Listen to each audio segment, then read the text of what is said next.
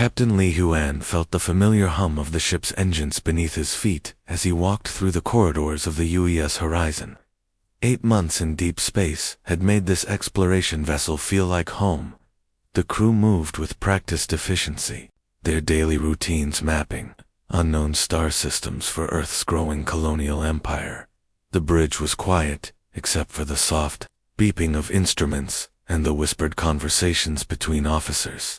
Heon settled into his command chair, watching the stars drift past on the main view screen.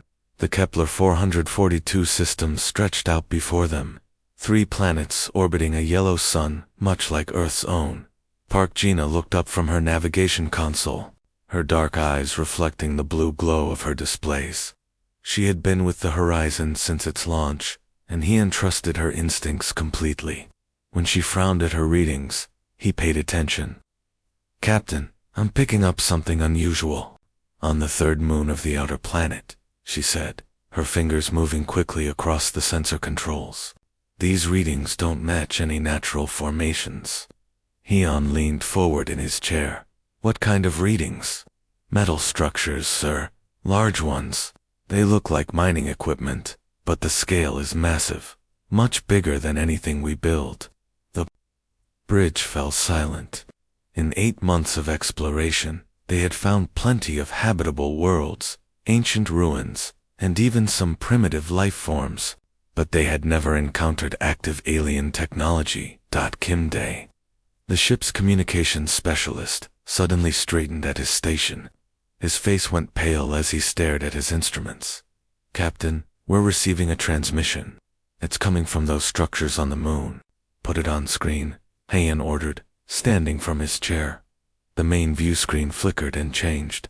Instead of stars and planets, they now saw something that made several crew members gasp. The being on the screen was clearly not human. Its head was elongated and covered in what looked like natural armor plating.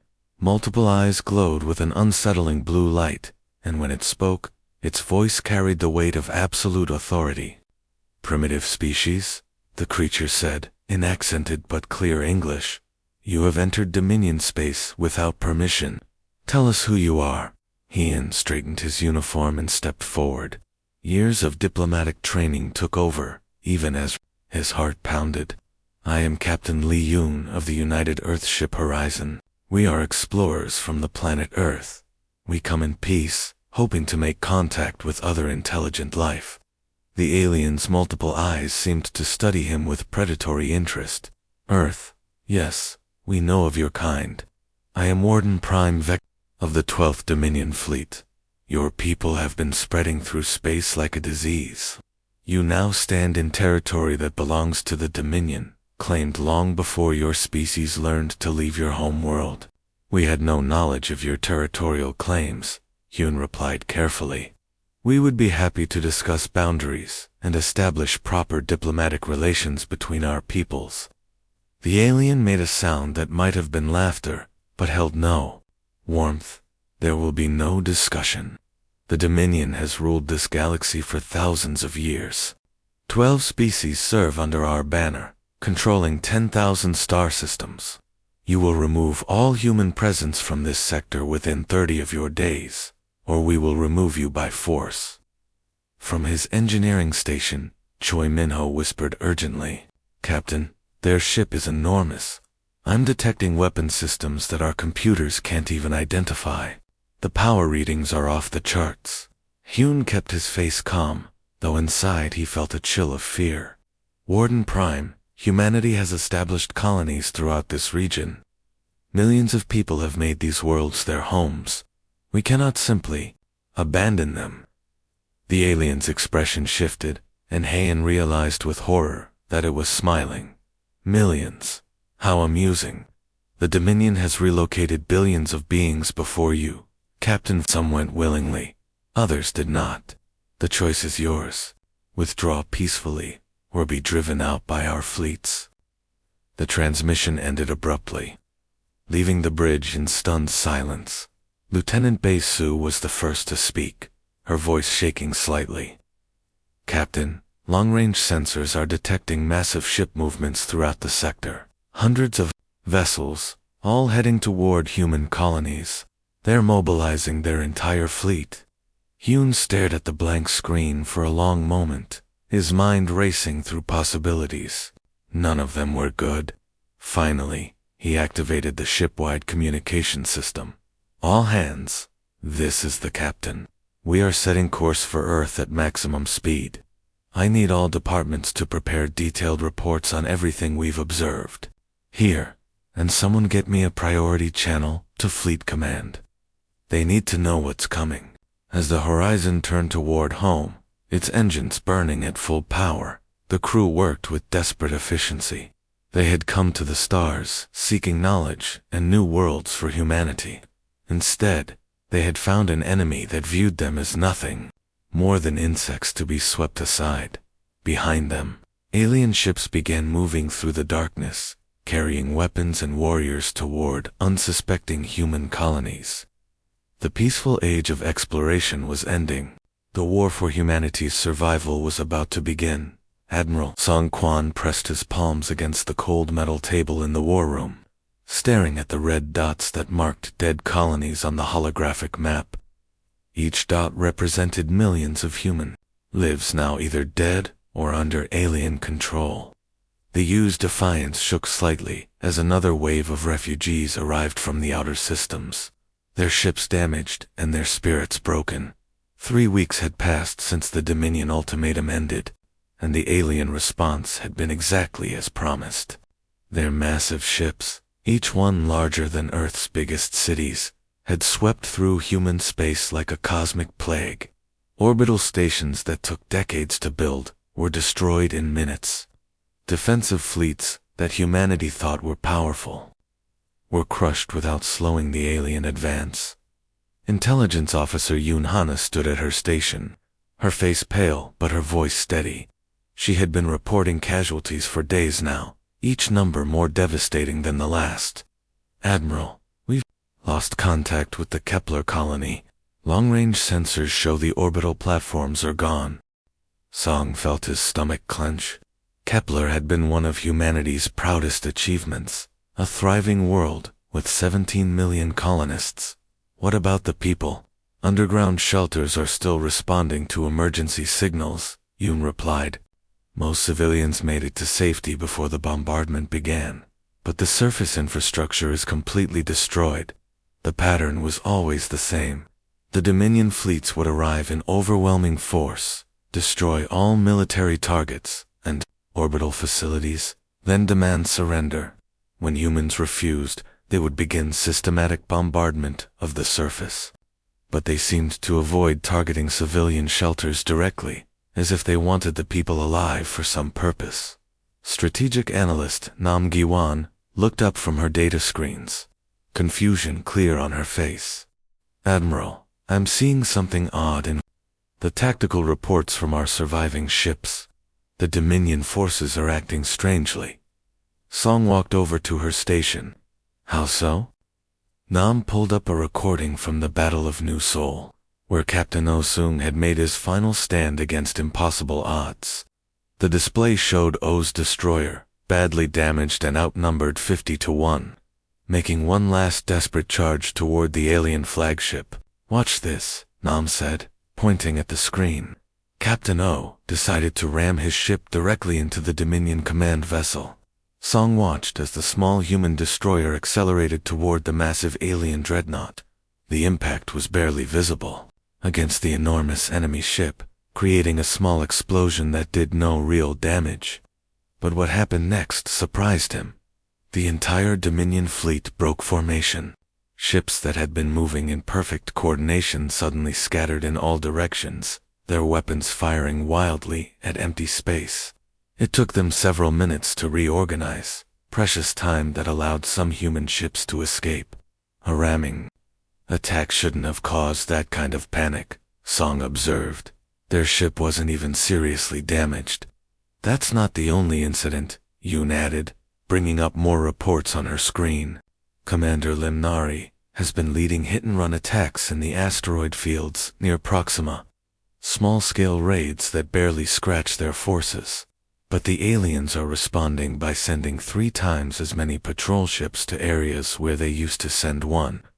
Nam nodded, pulling up additional data. And Lieutenant Colonel Park. Sunho's psychological warfare unit has been broadcasting fake distress signals and false information on Dominion communication channels. It's causing complete communications blackouts across entire alien sectors. Song studied the information with growing interest. The Dominion had supposedly conquered dozens of civilizations over thousands of years. They should be experts at dealing with resistance movements and desperate tactics. Yet they seemed genuinely confused by human behavior. Sir, Nam continued, I've been analyzing their tactical responses. The Dominion appears to follow very rigid battle plans. When we do something unexpected, they don't adapt quickly. They fall back on standard procedures that don't work against our tactics. The war room doors opened with a soft hiss, and Captain Zheng Mia entered. Her uniform was blackened with smoke stains, and her left arm was in a medical sling, evidence of her recent escape from the Darwin system. Despite her injuries, she carried herself with the same fierce determination that had made her one of humanity's most respected combat commanders. Admiral, she said, saluting with her good arm. The Dominion commander in the Centauri sector is requesting another negotiation meeting. Song almost smiled, despite the grim circumstances. That's the 3rd time this month. What did you tell him? Mia's eyes sparkled with defiant humor. The same thing I told him before, sir. If they want our colonies, they can come and take them. Through the large viewport that dominated one wall of the war room, Earth hung in space like a blue and white marble. The Dominion controlled nearly everything else in human space, but Earth remained free. Its massive orbital defense platforms and hidden missile installations were humanity's last line of defense. Song walked to the viewport and placed his hand against the cool surface. Behind him, his officers continued their work, analyzing alien movements and coordinating with resistance. Cells throughout the occupied territories. The Dominion thought they had won, but they were about to discover something important about humans. Every other species they had conquered had eventually given up when faced with overwhelming force, but humans had never learned how to quit. They had survived ice ages, plagues, and countless wars on their home planet. They would not surrender now, no matter how hopeless things seemed. The aliens had made one critical mistake in their calculations. They assumed that humans would behave like every other species they had conquered before. They were wrong. Commander Han Minji pressed herself against the broken concrete wall, her breathing shallow and controlled. The ruins of New Busan stretched around her like the skeleton of a dead giant.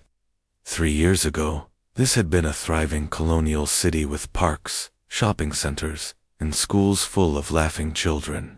Now it was nothing but rubble and twisted metal, transformed by the Dominion into a massive mining operation. The alien overlords had strip-mined the beautiful hills that once surrounded the city, leaving behind ugly scars in the earth. Massive processing plants belched toxic smoke into the sky, turning the once blue atmosphere a sickly yellow color. The few humans who remained lived underground, hiding in sewers and basement tunnels like rats. But these rats had teeth. Minji adjusted her earpiece and whispered into the tiny microphone hidden in her collar. Control to all teams. Sound off. Team Alpha ready, came the voice of Ko Jihan, her best demolitions expert. He was positioned near the main processing facility, where the aliens refined stolen minerals from human worlds. Charges are placed and armed. Team Beta, in position, reported another voice. Supply depot is locked and loaded. We can take out their food storage for the entire sector. Minji smiled grimly as she watched an alien patrol walk past her hiding spot. The creatures moved in perfect formation, their weapons held at identical angles, their steps matching like machines. After 3 years of fighting them, she had learned their patterns. They never changed their routes, never varied their timing. It made them easy to predict and easier to kill. Across the city, in the basement of what used to be New Busan University, Dr. Shinwoo bent over his workbench like a mad scientist. The captured Dominion plasma rifle lay in pieces before him, its alien components spread across the metal surface. For months, he had been studying their technology, slowly unlocking its secrets. "Look at this," he said to his assistant, researcher Kwon Yuna. She was barely 20 years old, but the war had aged her beyond her years. Her hands were steady as she held up a modified power cell that glowed with soft blue energy. "Their weapons are incredibly advanced," Shin continued, his voice filled with excitement. "But they're also incredibly stupid. The aliens never thought anyone would try to improve their designs. They just copy the same patterns over and over again." Yuna connected the modified power cell to the weapon's main housing. The rifle hummed to life, its energy readings 40% higher than the original design. "It's also lighter," she observed. "We removed all the unnecessary components." "The aliens build their weapons like they fight their wars," Shin said. "Everything has to be exactly the same, following exact rules. They never learned how to adapt." Far from the ruined colonies, in the cold emptiness of space, a very different kind of battle was being fought. Ambassador Ju Jun sat in the diplomatic cabin of the UES Persistence, facing two representatives of the Dominion Coalition. The meeting was taking place in neutral territory, on a space station controlled by a species that had managed to stay out of the war. The first alien looked like a giant insect, with multiple arms and mandibles that clicked nervously when it spoke. "The hegemony is growing concerned about the cost of this conflict," it said in translated speech. "Human resistance is requiring more resources than we initially calculated." The second representative was even stranger, a being made of living crystal that reflected light in shifting rainbow patterns. "The collective shares these concerns," it said, its voice sounding like wind chimes in a gentle breeze. "Perhaps we could discuss territorial arrangements that would benefit all parties." Rue kept his face calm and professional, but inside he felt a spark of hope. The Dominion liked to pretend they were unified, 12 species working together in perfect harmony, but the war was showing cracks in their alliance. Each species had their own worlds to protect, their own interests to serve, and this long, costly war was making them question whether conquering humanity was worth the price. "I will relay your concerns to my government," Rue said diplomatically. "But I must remind you that any negotiation must begin with the withdrawal of Dominion forces from all human territories." The insect alien's mandibles clicked faster, a sign of agitation. The crystal being's colors shifted toward the red spectrum, indicating stress. They had not expected humans to demand so much from such a weak position. Back in the war zone, Colonel Taehan led his strike team through the corridors of the captured orbital shipyard above New Taiwan. This facility had once been humanity's pride and joy, capable of building the most advanced warships in human space. Now the Dominion was using it to build their own vessels, adding insult to injury. "Charges are set in all the primary construction bays," reported Sergeant First Class Im Soyang through his earpiece. "We can cripple their production capabilities for at least 6 months." Taeyan looked through the observation window at the alien workers below. They moved with mechanical precision, never stopping, never resting.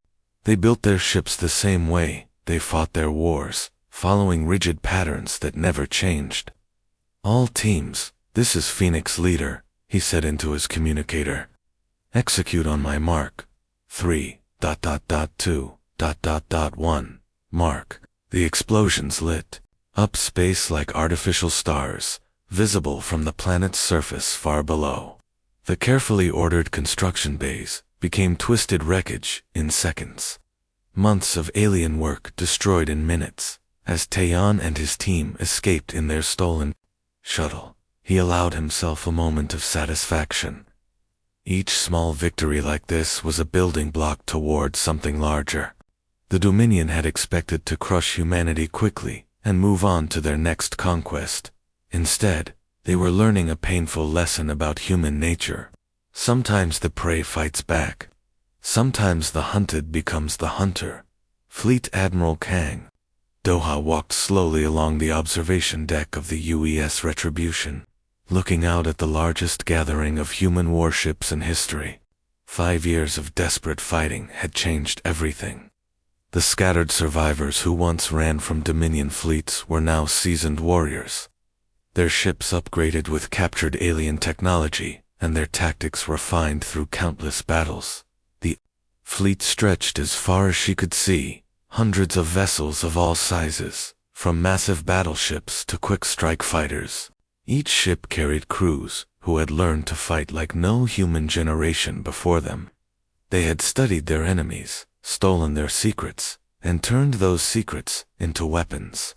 "Admiral, all battle groups report ready," announced her communications officer. The bridge around her hummed with quiet efficiency. These were no longer the panicked voices of desperate defenders. These were the calm, professional tones of predators preparing to hunt. Kong activated the fleet-wide communication system. "Operation Thunderbolt is approved. All ships, begin your attacks." The plan was so bold that it bordered on madness. For 5 years, the Dominion had expected humans to stay near Earth, defending their home system like cornered animals. Instead, the human fleet was about to strike directly at the heart of alien power, a massive construction facility called the Nexus, forge that built more than half of all Dominion warships. Captain Yang Ji-hoon gripped the arms of his command chair as his ship, the UES Vengeance, led the main assault force through empty space. His vessel was a perfect example of how the war had changed humanity. The basic hull was human-designed, but it bristled with modified alien weapons that hit harder than anything the Dominion had ever faced from their previous enemies. "Stealth systems are working perfectly," reported his navigation officer. "Enemy sensors show no detection. We're invisible to them." Behind Yang's ship, dozens of other vessels followed in tight formation. These weren't the improvised fleets of the early war years. Every captain knew exactly what to do. Every crew had practiced their role hundreds of times. They moved through space like a pack of wolves closing in on their prey.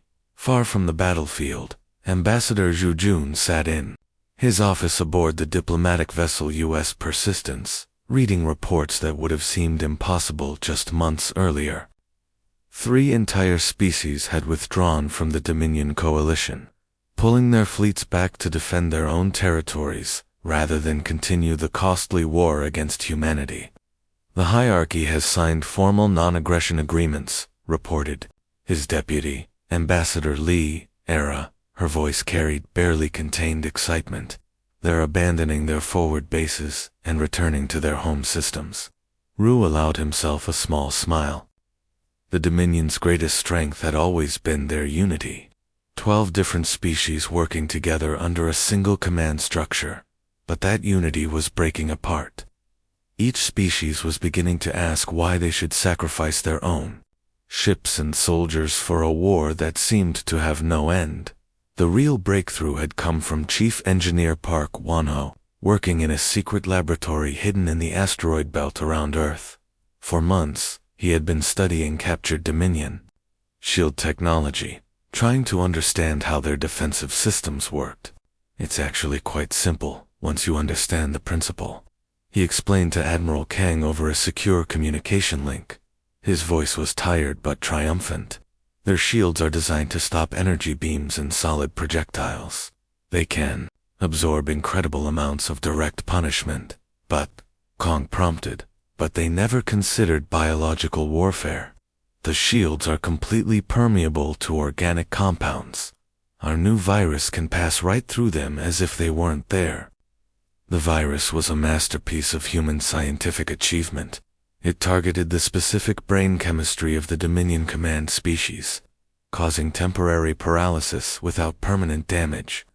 The weapon was loaded into microscopic capsules that could be fired from any human ship. passing through alien shields to infect enemy crews. The Battle of Nexus Forge began at exactly 0800 hours, Earth time. Yang Ji-hoon's assault force dropped out of stealth mode directly above the massive alien shipyard. The facility was larger than most moons, its construction bays capable of building the enormous dreadnoughts that had once terrorized human colonies. All weapons, fire at will, Yang commanded. The battle lasted 18 hours. Human ships swarmed around the alien facility like angry hornets, their upgraded weapons tearing through Dominion defenses that had never been designed to face such adaptive tactics. The biological weapons spread panic through the alien crews, leaving their massive ships helpless as human boarding parties seized control. When the smoke cleared, humanity controlled the most advanced shipyard in known space. Even better, they had captured dozens of partially completed Dominion warships, vessels that would soon be turned against their former masters. Admiral Kong's voice rang out across every human communication channel in the galaxy. "This is Fleet Admiral Kang to all human forces. The tide of war has turned. We are no longer fighting just to survive. We are fighting to win." In the depths of space, the remaining Dominion fleets began their long retreat toward their capital, Systems. For the first time in thousands of years, they faced an enemy that had not only survived their initial attack, but had grown strong enough to threaten their very existence. The predators had become the prey. The hunters were now the hunted, and humanity was just getting started. Admiral Kong Doha stood on the bridge of the UES Retribution, staring at the beautiful world that hung in space before her fleet. The Dominion capital planet looked like a giant jewel, its surface covered with crystal towers that reached into the clouds and floating cities that drifted through the atmosphere like silver dreams. For 10,000 years, this world had been the center of power for the entire galaxy. Today, it would fall to humanity. The ship beneath her feet had once been the pride of the Dominion fleet, a massive dreadnought that had destroyed dozens of human colonies in the early days of the war. Now it served as humanity's flagship, its alien systems rebuilt and improved by human engineers. The irony was not lost on her.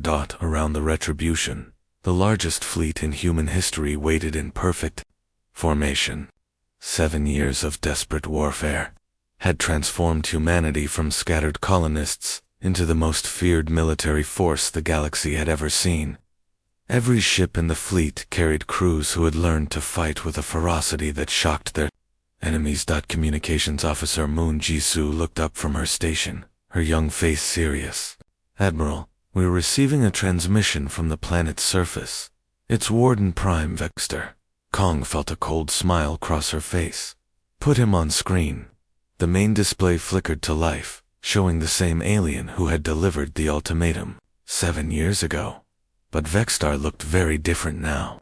His multiple eyes, which had once burned with arrogant confidence, now showed something that humans knew very well: the desperate fear of defeat. "Admiral Kang," the alien began, his voice no longer carrying the commanding tone she remembered. "The Dominion Council wishes to open negotiations for peace terms." Kong stepped closer to the screen, her hands clasped behind her back. "Peace terms? Are these the same terms you offered us 7 years ago?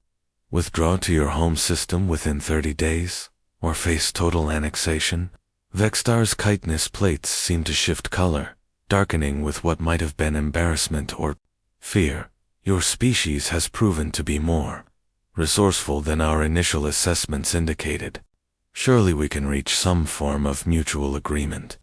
Behind Kang, her senior officers watched the exchange with grim satisfaction. These were the same people who had started the war as desperate survivors, hiding in asteroid fields and underground bunkers. Now they commanded fleets that made the Dominion tremble. Colonel Antaeon had become a legend throughout human space, his ground assault tactics studied and copied by every military academy. Dr. Shin Wu's modified weapons had given humanity the firepower to match alien technology. Ambassador Ru had successfully broken apart the Dominion coalition, turning their 12-species alliance into a fractured collection of scared, selfish groups. "You made one critical error 7 years ago," Kong said, her voice cold as space itself. "You assumed that humans would behave like every other species you had conquered. You thought we would surrender when faced with overwhelming force." She paused, letting the words sink in. "You never considered that some prey species eventually learn to become predators." On the planet below, the last Dominion defense fleet moved into position around their homeworld. The alien ships were still massive and powerful, but they moved with the desperate urgency of cornered animals rather than the confident precision of galactic masters. The irony was perfect. 7 years ago, humanity had made their last stand around Earth, facing impossible odds with nothing but determination and refusal to quit. Now the roles were completely reversed. Captain Yang Ji-hoon commanded the final assault from his ship, the UES Vengeance. His voice was calm and professional as he spoke to the attack squadrons. "All wings, this is Strike Leader. Remember, we are not here to conquer. We are here to ensure that they can never threaten innocent people again." The battle that followed was surprisingly brief. 7 years of constant warfare had transformed humanity into something the galaxy had never seen before, a species that grew stronger with each defeat, that learned from every mistake, that adapted faster than any enemy could counter. Human ships moved through space with deadly precision, their crews thinking and reacting with a speed that left their enemies confused and helpless. The biological weapons that had been developed by human scientists passed through Dominion shields like they were made of air, leaving alien crews paralyzed and their ships defenseless. When the last Dominion warship was captured or destroyed, Admiral Kang opened a communication channel to the planet below. "Warden Prime Vexstar, the Dominion as a political entity no longer exists. All member species are free to govern themselves as they choose. Those who wish peaceful relations with humanity will find us to be reasonable neighbors. Those who choose the path of aggression will face the same fate as your coalition." The transmission ended with a soft click. Around the conquered capital world, the human fleet began to form up for the long journey home. Behind them, emergency broadcasts were already spreading across the galaxy, carrying news of humanity's victory. To every corner of known space. Engineer Choi Min-ho, who had been promoted to admiral after his innovations helped win the war, stood beside Kang at the main viewport. "Do you think they'll remember this lesson?" Kang looked out at the stars, thinking of all the humans who had died to reach this moment. "They'll remember. The entire galaxy will remember that humanity doesn't just survive, we grow stronger, and when someone pushes us to the edge, we push back harder than they ever imagined possible." The war was over. Humanity had won not just survival, but victory. They had become the dominant force in their region of space, but unlike their former enemies, they would use that power to protect rather than conquer. The prey had become the ultimate predator,